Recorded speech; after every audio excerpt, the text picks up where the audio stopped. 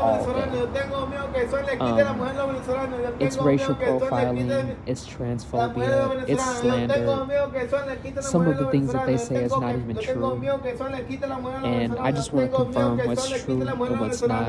I want to build trust between me and the community so that whoever decides to support me, I want it to be genuine. I don't want any boppers on my channel. If you don't like me, if you know you're jealous of me, if you know you're envious of me, and you know you're not cool with me, please don't pretend to like me, because I don't have time to entertain, two-faced people. I don't have time for that. I'm here to show support for people who genuinely show support for me. I'm here to heal and uplift. I'm here to be the change that I wish to see in the world, and I don't have time or the patience to entertain people that are coming in here to waste my time. So, to those who genuinely support me and who've had my back, I really, really, really do appreciate your support. I wouldn't still be here today if you had not had my back. I genuinely mean that. To my genuine and loyal supporters, the ones who really are here and they have my back, I really appreciate you for standing up for me and for calling out my abusers for their behavior. I appreciate that, and I just want to say thank you. But I also want to say that, like I said, I'm going to be telling my story. I'm going to continue to do so as long as the higher power allows me to do so. I will do so. And I just want you guys to see firsthand. I just want you guys to see firsthand the level of harassment that I have to go through. It's no joke. It's not mediocre. It's not subtle. It's not playful. It's not a coincidence or an accident that I keep running into the same people. I'm not chasing anyone down. I'm not begging anyone for their attention. I'm not in contact with any of them anymore. I don't know who knows that and who doesn't. But I do want you guys to know that I have cut all of these people off. The people that I'm exposing, I have cut them off. And part of the reason why they're harassing me so much is because I've cut off that narcissistic supply for them. So now they're trying to overcompensate in the power struggle by dominating the environments that I'm in, following me around, preventing me from getting a job, preventing me from having a place to stay, preventing me from obtaining my documents, trash talking me, attacking my confidence, trying to kill my spirit. Them doing all that is just a narcissistic rage. And I know that sometimes when I get upset too, and I say things and I may attack them verbally, that may look like a narcissistic rage too. I'm aware and I acknowledge that. I'm not going to make any promises, but what I will say is I'm going to try my very best not to feed into the drama. I'm going to try my very best to stay positive. And I'm going to try my very best to be professional at all times. Because if I feed into it, if I engage at this point, it's gonna drain all of my energy. And like I said, I really want to be the change that I wish to see in the world. I really want to be a positive influence for kids.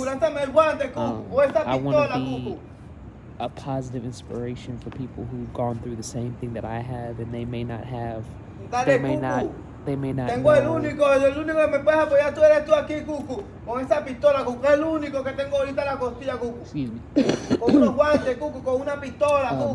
know who to turn to. They may not know what to do in life.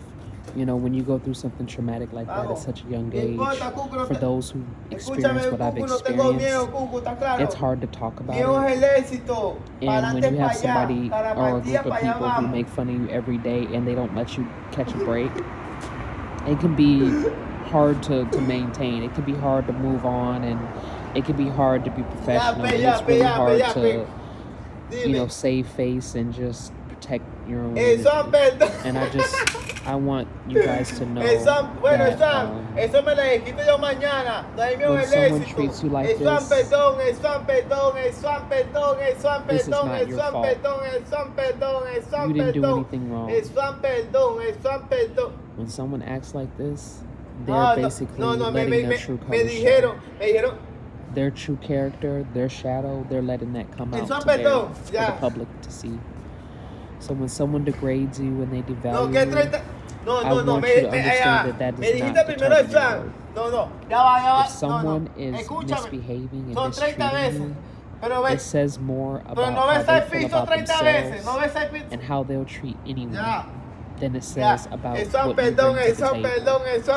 A lot of the times abusers will devalue you, discard you, dismiss you, disrespect you, so that you don't know your value. Because some of them know that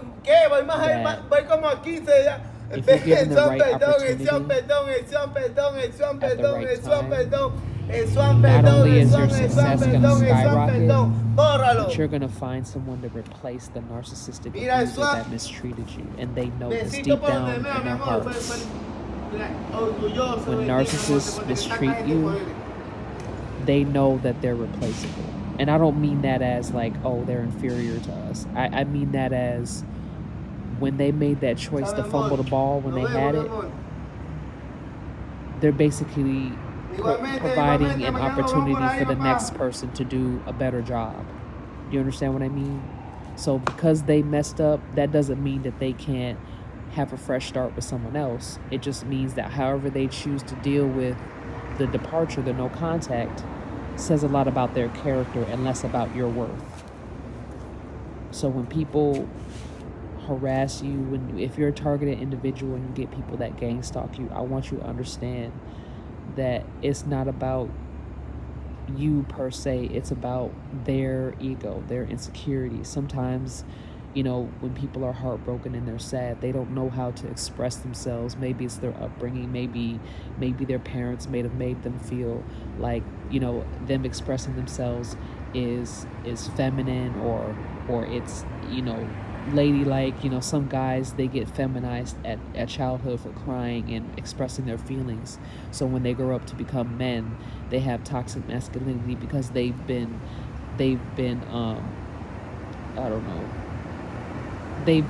emasculated. So that's why a lot of men, and sometimes even women, carry on that toxic masculinity, because when they were children, they were given punitive consequences for expressing their emotions and allowing themselves to be vulnerable.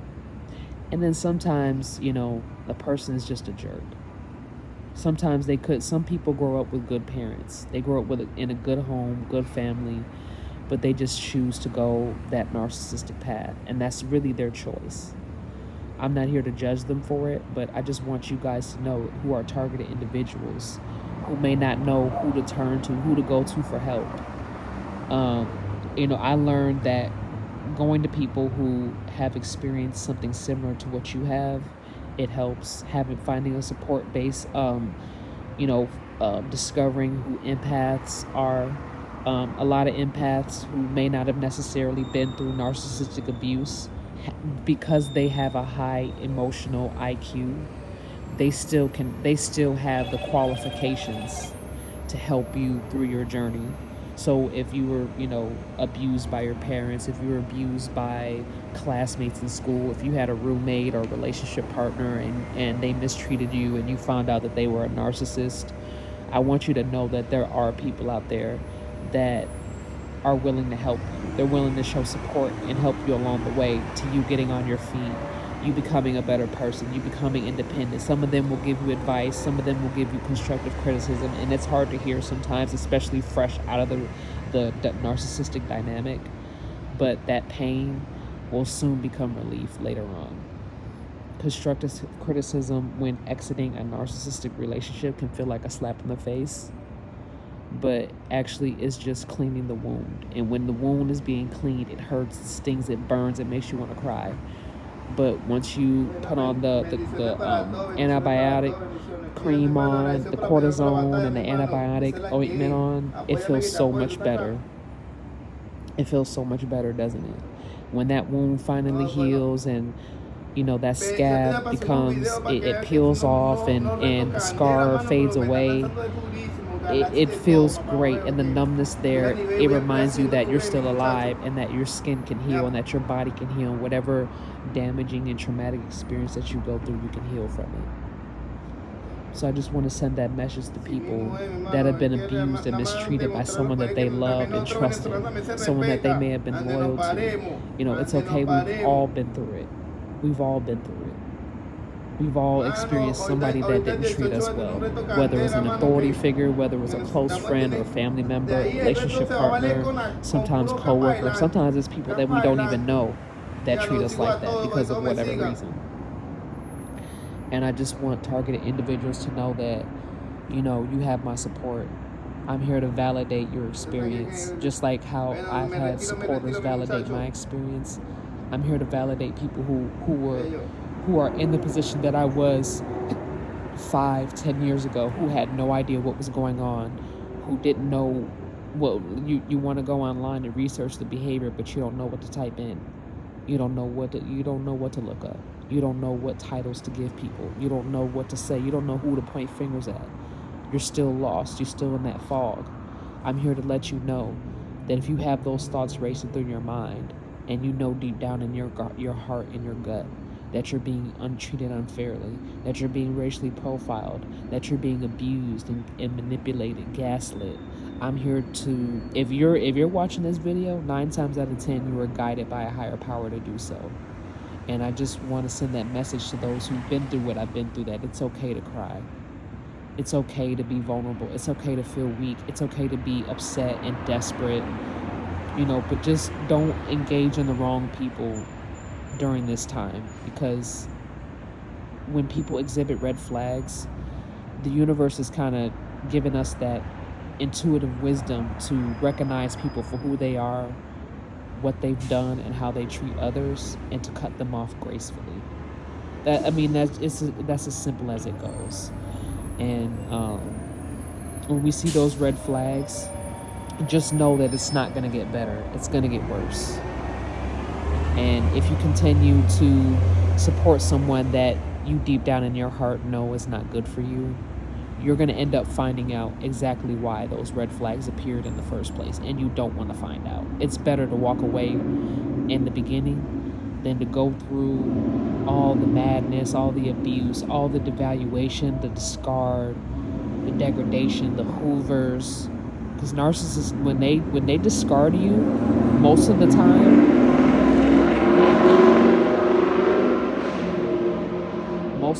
it's temporary. It's not permanent. They're gonna, 9 times out of 10, they're gonna come back and hoover because their behavior is so parasitic and disruptive that they end up getting cut off by other people, and they have to come back and go back to past supply. They can't help it. They have to do it. You know, they don't cut anyone off. They need to keep every supply option alive. They need that. It's like oxygen. And if they don't have that energy, you know, if they can't find anyone to feed off of that's unsuspecting and unknowing, then they don't have really any other choice but to go back to their previous supply. And if they come back to you, they're going to be worse than they were when you cut them off the first time. So if they hoover, make sure that you document their behavior, because hoovering is a form of stalking and it is illegal. So if you notice that the narcissist is showing up in places that you are, even if it's just once or twice, document it, so that in case they decide to get violent, you at least have documentation beforehand. And if you feel like you need to call the police, I know that a lot of people are like, no snitching, and I understand. I completely understand and I respect it. But some people need to be reported. Some people are a danger to society. Some people are a danger to children. Some people are willing to scapegoat and throw innocent people under the bus to avoid any type of accountability or being and getting in trouble with the law. So I understand that, you know, the street code is the street code. Moral principles are what they are, and I respect that. I'm not here to oppose that. I understand, but sometimes the only choice that we're given in life is to report someone's behavior or let them kill us. I know that sounds a bit extreme, and I'm not trying to scare anyone, but speaking from experience, I had that same belief of the no snitching and don't say nothing, don't tell nobody nothing, and I stayed quiet for a very long time. I stayed quiet for 25 years.